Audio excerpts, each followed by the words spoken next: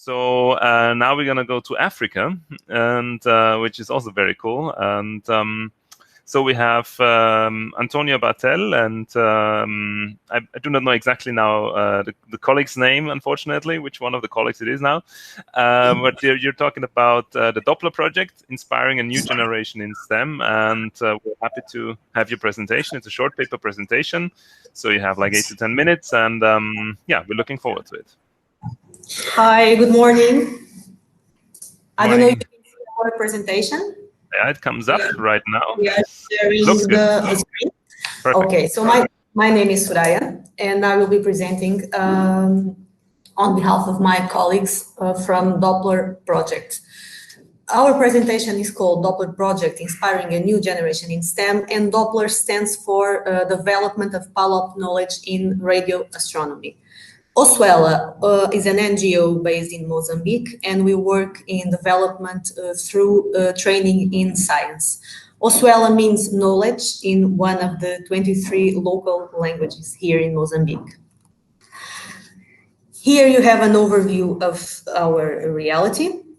Doppler is a funded project aimed to provide training in STEM for students and teachers using robotics in non-formal education. Oswela is one of the Mozambican partners and implementers. The other one is a university who is working in the area of radio astronomy specifically. We here took as our mission the training in STEM with the students and teachers in the secondary school. This is our reality here. We live in a developing country which has more or less the size of Europe. We have 27 million people living on very low incomes. The GDP per capita is less than $500 US.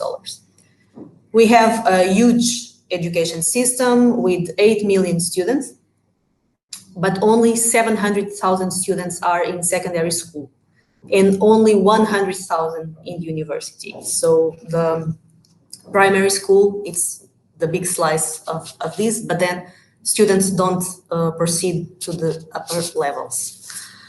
The education sector suffers from all sorts of fragilities that you can associate to a developing country. And if you follow that YouTube link on the right, you'll find a video produced by Oswela and that documents it, and you can have some more details about the education system of a developing African country. With this scenario, Project Doppler couldn't be only a robotics project or an investigation project. It had to be a lobby to help to accelerate some changes that we think that must be achieved here. So more than a robotics project, we are talking about a development project. And why using robotics? Well, we all know that robotics has proved to have a significant impact on developing student skills for the 21st century, communication skills, collaboration skills, problem-solving skills, creativity, critical thinking. And well, we agree that development cannot be acquired, cannot be bought. It has to be created from the inside, and science has to be the path for development. So that is what we are trying to help and to develop and trying to inspire a new young generation that will hopefully help fulfill the country's need and the development that the country needs. We had to come up with intervention model to implement this project that put the government bodies on our side. Otherwise, we wouldn't be able to actually ensure that those changes would happen. So we had to create an intervention model that fit the local reality and is in our long-term development objectives, which were to inspire change in students and teachers, but also to ensure those deeper reforms in STEM education. So the first thing to do was to bring the decision bodies to our side and to have them working along with us. Then we worked with students to engage them in robotics and to make them more demanding in schools. They now demand to have robotics and to have science activities and STEM activities in school.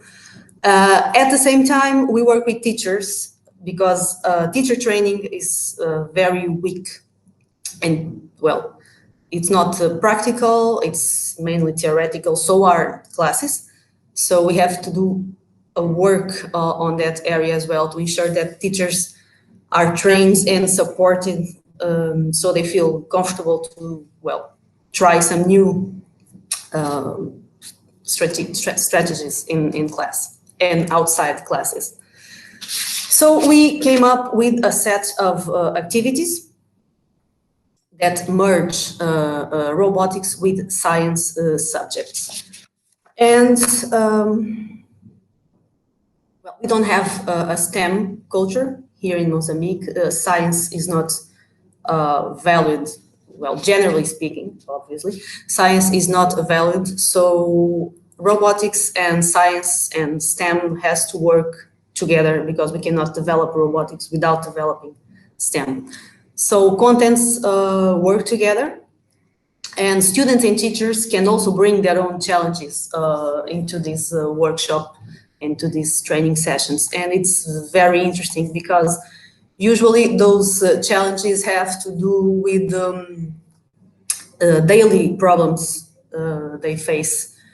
And they come with ideas like, can we have a robot to pick up trash? Or how can a robot help me in my mashamba? And mashamba is a vegetable garden.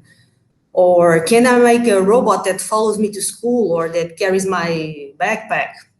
And all this is doable and is usually the base for some good session of work and discussion.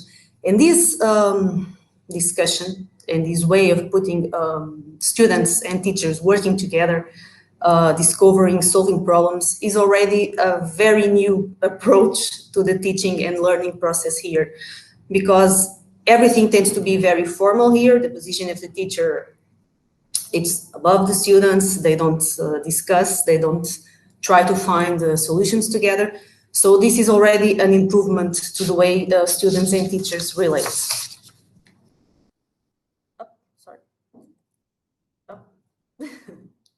Sorry.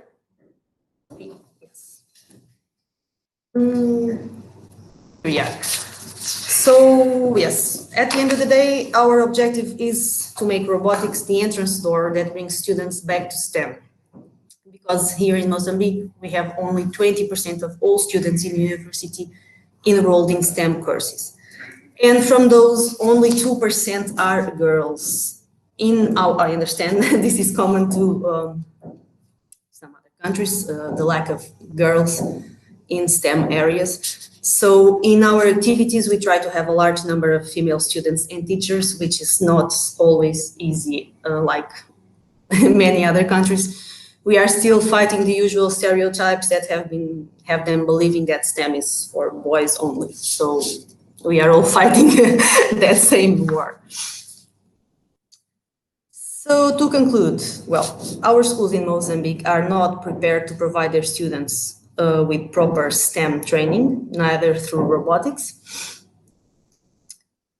They don't have equipment. When they have equipment, they don't have training. Teachers are not motivated. They feel that STEM is something very far from them.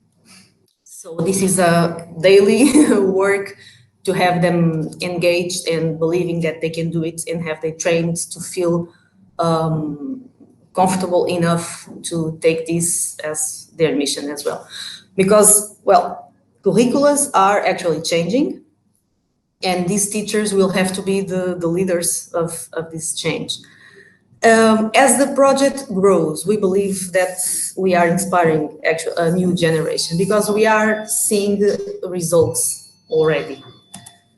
Since we started advocating for robotics in secondary school, a lot has changed. And the country has now 11 robotics clubs, has 1 per province, has 11 provincial robotics competitions and 1 national robotics competition. Also, Since 2017, Mozambique is represented in the first Global International Robotics Olympics. We understand that with Doppler, we are not able to take robotics to all 800 secondary schools in the country. But through these short steps, we are actually making some changes. We have been offering equipment and training for some schools, dynamizing these robotics clubs and inspiring students. And this is important because these students that have been attending international competitions, they actually they perform just as good as students from developed countries, which obviously have more opportunities, as they are living in communities that actually value science more.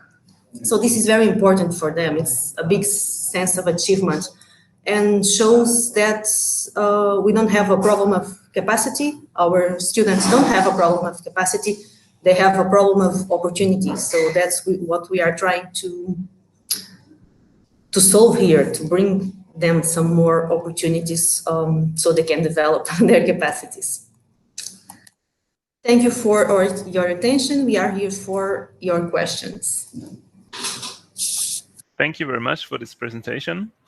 Yeah, there are already some questions. One was by myself when you mentioned the school system there. It's not related to your work especially, but you mentioned that so many children are just in the primary school and not be able to follow in the secondary school. So until what age is the primary school? How many years? Is it like 4 years or 6 years there? Because it tends to be different in countries.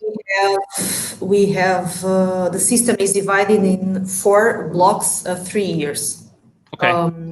Primary school goes to sixth class. Sixth class.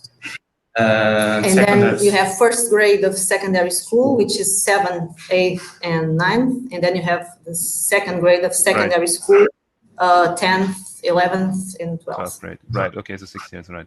Okay. What technologies do you have available actually for your activities? So what is it you can use for your activities with the kids and like Lego Mindstorm stuff or other things which you can obtain, or what do you have? What do you use? We are working with VEX Robotics. VEX, yeah. We are using VEX IQ, the VEX Super Kids. We actually, we are an NGO, so we asked for some help to make the most of the money we had available. So we get some very good deals. VEX wanted to be a partner. It's actually being a great partnership, so we are very happy with that. Right. I've once talked to somebody from, I don't know, was it Nigeria? I don't remember exactly, about the problem, of course, that laptops are not really available in that country, but still smartphones are very common for many people. So did you think of like setting also on technologies which could be programmed by smartphones? Yes, that's very important. It's a reality what you say. Well, despite most secondary schools have laptops or at least desktops. But well, when we bring the robotics kits, we also bring tablets for them to work. Right. But yes, what you say is important because even teachers, they have smartphones. Some students as well. Well, not as much. But what you say is important to have technology easier for them to work with. We have another problem, which is the internet access rates. 6.6% is our internet access rates, and it is on the cities. Right. So there is a few issues that we are also always trying to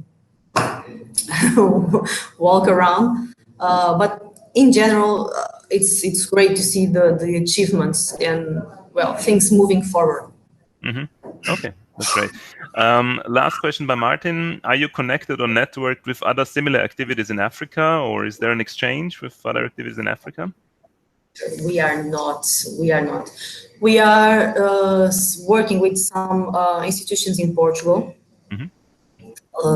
Some universities, but not in Africa, no. Okay, all right. thank you very much for the presentation and for joining us. Thank you. Thank you. And now we are moving again to a different part of the world.